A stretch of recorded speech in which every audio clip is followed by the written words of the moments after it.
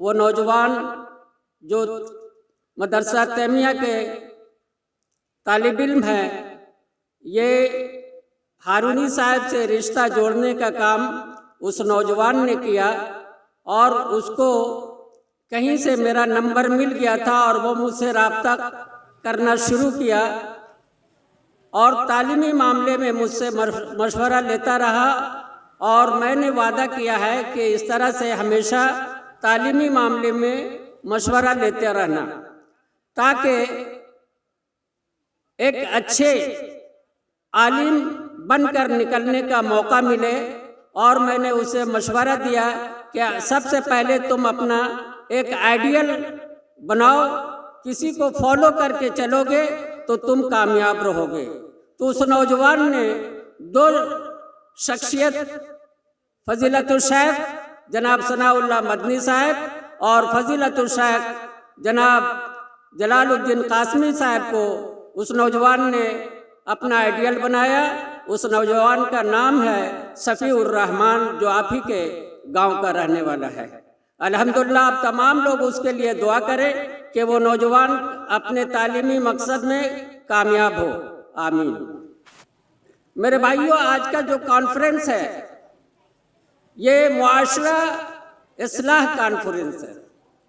ہم مسلمان ہیں، ہمارے نبی جناب محمد رسول اللہ صلی اللہ علیہ وسلم جن کے ہم امتی ہیں، اللہ کے رسول صلی اللہ علیہ وسلم نے 1400 سال قبل ہمیں تعلیم و تربیت کے ساتھ اور قرآن کی تعلیم دینے کے ساتھ معاشرہ بھی دیا، اور آج افسوس کی بات ہے کہ ہم معاشرہ کا اصلاح تلاش کر رہے ہیں۔ علماء کرام سے بار بار سنتے ہیں معاشرہ اصلاح کے متعلق، وہ ہمیں قرآن اور حدیث کی روشنی میں ہمیشہ بتاتے ہیں، لیکن افسوس کی بات ہے کہ ہم اس پر سن کر ایک طرف سے سنتے دوسری طرف نکال دیتے ہیں اور اس پر عمل کرنے کی کوشش نہیں کرتے ہیں۔ اصل وجہ کیا ہے؟ اصل وجہ یہ ہے کہ ہم جلسوں میں تو آتے ہیں لیکن پوری توجہ کے ساتھ اپنے علماء کی باتوں کو نہیں سنتے ہیں، اپنے علماء کے آنکھوں میں آنکھ ڈال کر ان کی باتوں کو سننے کی کوشش نہیں کرتے ہیں۔ اگر آپ ان کی آنکھوں میں آنکھ ڈال کر باتوں کو سنیں گے، غور سے سنیں گے، تو انشاءاللہ آپ کو بات سمجھ میں آئے گی اور کبھی اس بات کو آپ بھول نہیں پائیں گے اور آپ کے ذہن سے وہ بات نہیں جا پائے گی۔ میں خصوصاً نوجوانوں سے کہنا چاہتا ہوں کہ نوجوانوں، اللہ کو آپ کی عبادت بہت پسند ہے۔ آج آپ نوجوانی میں، غروریت میں اور حسد و جلن کے شکار ہیں، اور کبھی اپنے آپ کو سوچنے کی کوشش نہیں کرتے ہیں کہ میں ایک مسلمان ہوں اور امت محمدی سے ہوں اور مجھے کیا کرنا ہے، اس پر کبھی عمل کرنے کی کوشش نہیں کرتے ہیں۔ لہٰذا ایک دن ایسا آئے گا کہ آپ کو پچھتانا پڑے گا۔ نوجوانوں، ابھی وقت ہے۔ اللہ کے نزدیک سب سے معتبر عمل کوئی ہے تو وہ نماز ہے۔ صلاۃ کا قائم کرنا اہم ہے۔ اللہ کے رسول صلی اللہ علیہ وسلم فرماتے ہیں کہ جس نے سنت طریقے سے، جس نے میرے طریقے پہ اگر نماز ادا کی تو اسے جنت میں جگہ ملے گی۔ میرے بھائی، اس چیز پہ ہم غور نہیں کرتے ہیں اور ہم اپنے آپ کو نماز سے کوسوں دور رکھے ہیں۔ مسجدیں تو بنا دی گئیں، مسجدوں میں نمازی کی تعداد بھی کچھ بڑی ہے، لیکن جو طریقہ ہے نماز ادا کرنے کا، اس طریقے کے مطابق، سنت طریقے کے مطابق ہم نماز ادا نہیں کر پاتے ہیں، جس کی بڑی افسوس ہے۔ نوجوانوں، ایک وقت آئے گا جو آپ پچھتائیں گے۔ وہ کیسے پچھتائیں گے؟ جس طرح آج میں پچھتا رہا ہوں۔ آج میری عمر 70 سال کا ہو گیا اور میں فجر کی نماز مسجد میں ادا نہیں کر پاتا ہوں۔ سارے دن میں کوئی ایک وقت جا کر کے حاضری دے دیتا ہوں۔ خصوصاً کوشش کرتا ہوں کہ عصر کی نماز میں مسجد میں ادا کروں، کیونکہ اس وقت جو ہے فرشتے چینج ہوتے ہیں۔ ایک صبح کے فجر کی نماز کے وقت فرشتے چینج ہوتے ہیں، ایک عصر کی نماز کے وقت فرشتے چینج ہوتے ہیں۔ اس غرض سے میں فجر کی نماز ادا نہیں کر پاتا ہوں، عصر کی نماز ادا کرنے کی کوشش کرتا ہوں۔ اس کی خاص وجہ یہ ہے کہ جوائنٹ پین میں مبتلا ہوں، درد کی وجہ سے میں صبح نہیں اتر پاتا ہوں، بار بار اترنا بھی مشکل ہوتا ہے۔ یہ دن آپ کے ساتھ بھی آ سکتا ہے، اس لیے میں کہوں گا کہ جتنی اچھی طرح سے اللہ کی عبادت کرنا ہو آپ کرنے کی کوشش کریں۔ ابھی میں نے ایک آیت کریمہ پڑھی ہے، ان اللہ لا یغیر ما بقوم حتی یغیروا ما بانفسہم۔ اللہ تعالی فرماتے ہیں کسی قوم کی حالت اس وقت، اللہ تعالیٰ فرماتے ہیں کسی قوم کی حالت نہیں بدلتا جب تک کہ خود اسے نہ بدلے۔ ان کے دلوں میں ہے اللہ تعالیٰ جب کسی قوم کی سزا کا ارادہ کر لیتا ہے تو وہ بدلہ نہیں کرتا، اور سوائے اس کے کوئی بھی ان کا کارساز نہیں ہے۔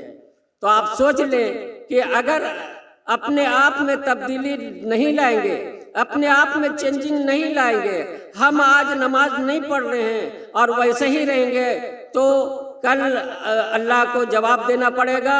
اور ہمارے جو زندگی ہے، روزمرہ کی زندگی ہے، اگر سنت طریقے پہ اور قرآن کے مطابق اگر نہیں چلیں گے تو ہمیں ایک وقت ایسا آئے گا کہ ہمیں سزا کا مستحق ہونا پڑے گا۔ لہٰذا آج جو اصلاح کی بات ہو رہی ہے، معاشرے کے اصلاح کی بات ہو رہی ہے، میرے بھائیوں ابھی آپ نے دیکھا قرآن جو بچے کو تحفے کے طور پہ دیا گیا ہے، اور وہی قرآن جو ہے معاشرہ ہے، اس کو اگر صحیح معنوں میں کوئی ترجمے کے ساتھ پڑھے گا تو اس کے اندر ساری چیزیں آپ کو دیکھنے کو ملے گی، پوری زندگی سنوارنے کا اس کے اندر سارے نسخے آپ کے تیار ہیں اس کے اندر۔ لہذا ہمیں چاہیے کہ نماز پابندی کے ساتھ ادا کریں، قرآن کو سیکھنے کی کوشش کریں، قرآن کو ترجمہ کے ساتھ پڑھنے کی کوشش کریں۔ جو شخص اتنی عظیم کتاب کو نہیں پڑھ پاتا ہے اور اس سے علم حاصل کرنے کی کوشش نہیں کرتا ہے، اس سے بد قسمت انسان کیا ہو سکتا ہے۔ آج جو ہے ہمارے اندر اصلاح نہیں ہے، معاشرہ نہیں ہے، معاشرے کا اصلاح کے لیے آج یہ کانفرنس قائم کیا گیا ہے۔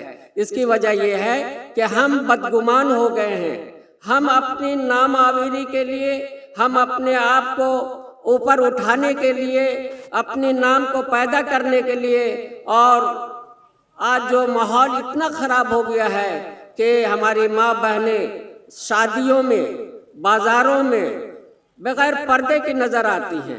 جو اہم ہے ان کا پردہ جو ہے پردے کے ساتھ رہنا ضروری ہے۔ لہذا میں آپ تمام حضرات سے یہی کہوں گا کہ اصلاح معاشرے میں اپنے آپ میں تبدیلی لانے کی ضرورت ہے۔ سب سے پہلی بات یہ ہے کہ آج اس معاشرے کا اصلاح اس لیے نہیں ہو پا رہا ہے کیونکہ ہمارے اندر تعلیم نہیں ہے۔ ہمیں تعلیم حاصل کرنے کی ضرورت ہے۔ اللہ کے رسول صلی اللہ علیہ وسلم نے فرمایا طلب العلم فریضۃ علی کل مسلم۔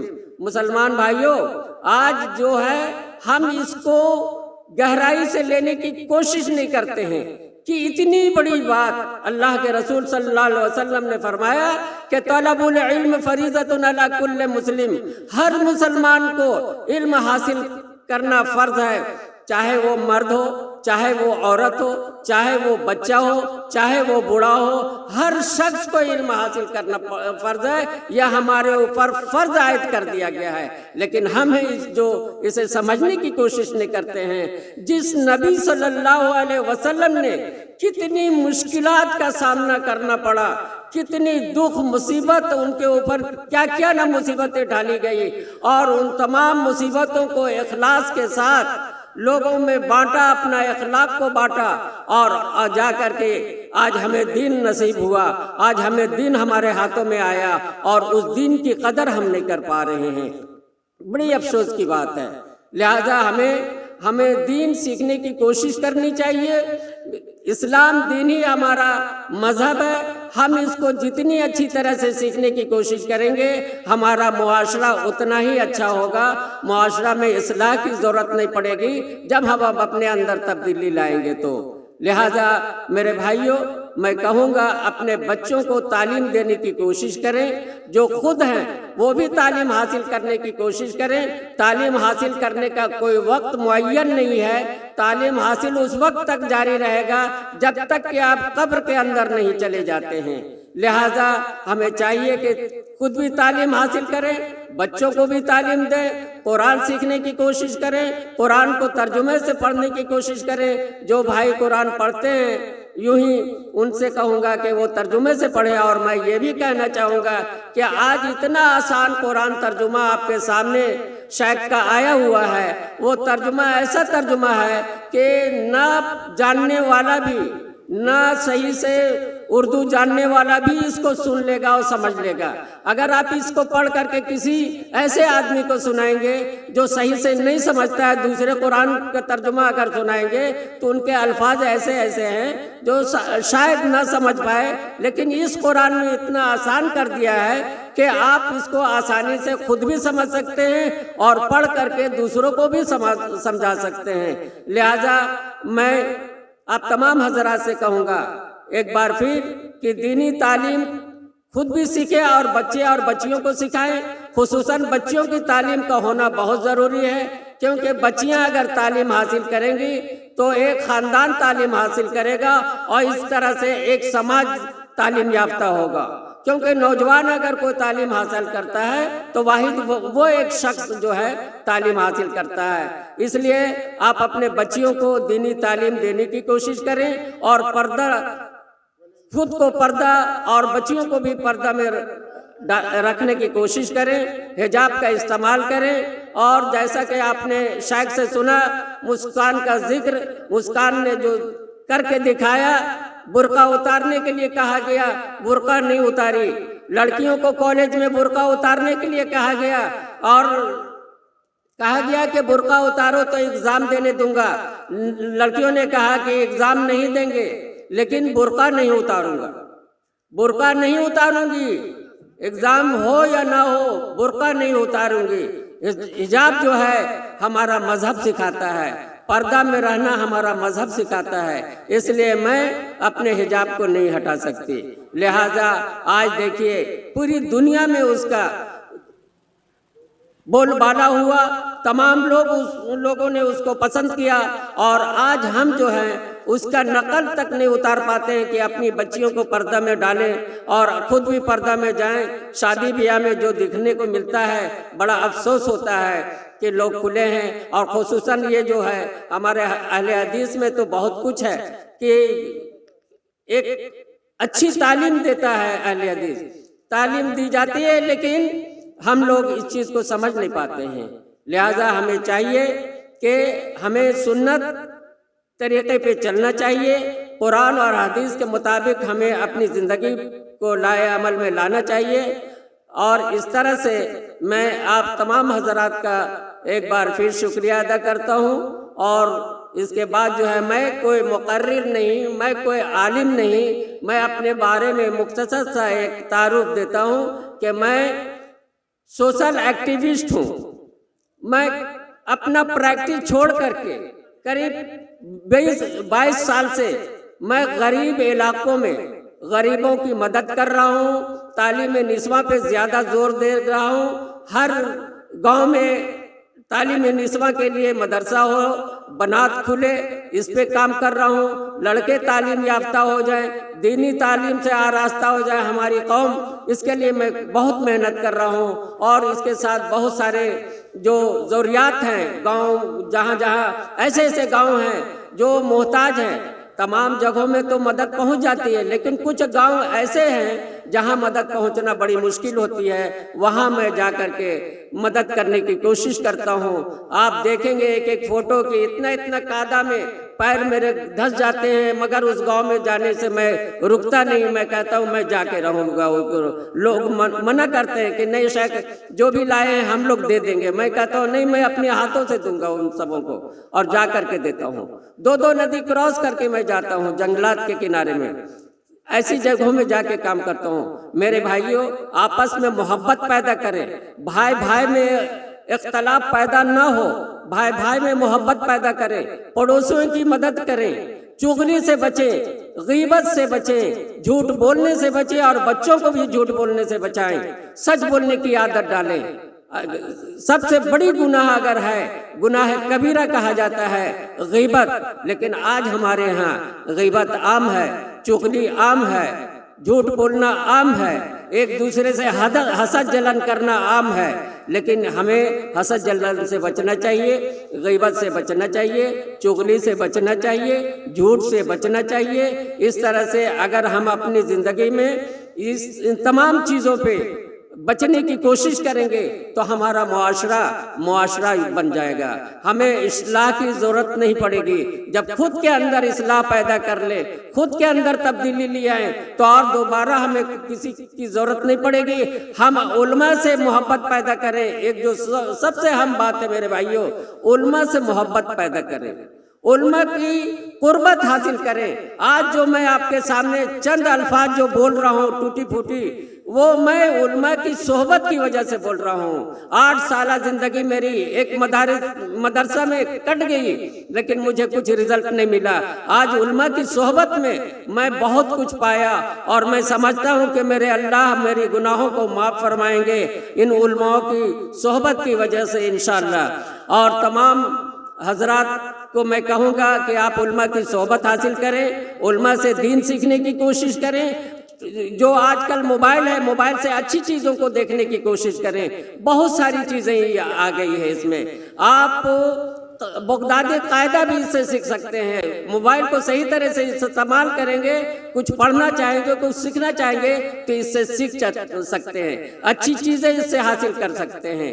لہذا ہمارے فضیلت الشیخ جناب ابوالکلام سلفی صاحب تشریف لے آئے ہیں، میں زیادہ وقت لینا مناسب نہیں سمجھوں گا، میں خود ان کی تقریر کو سننا چاہتا ہوں۔ لہذا میں آپ لوگوں کے لیے یہی دعا کروں گا کہ آپ کو اللہ ہدایت دے، بری عادتوں سے بچائے، برے کاموں سے بچائے، اللہ علم حاصل کرنے کی توفیق عطا فرمائے۔ ہم میں سے جو بیمار ہیں اللہ ان کو شفائے کاملہ اور عاجلہ عطا فرمائے، جو پریشان حال ہے ان کی پریشانی کو دور کرے، اور جو جن کی بیٹیاں گھر میں پڑی ہوئی ہیں ان کی شادی نہیں ہو رہی ہے، اللہ ان کو غیب سے مدد فرمائے تاکہ ان کی بیٹیوں کی شادی ہو جائے، اور دین پہ چلنے کی توفیق ہمیں اللہ تبارک و تعالی ہمیں عطا فرمائے۔ وآخر دعوانا ان الحمدللہ رب العالمین۔ السلام علیکم ورحمۃ اللہ وبرکاتہ۔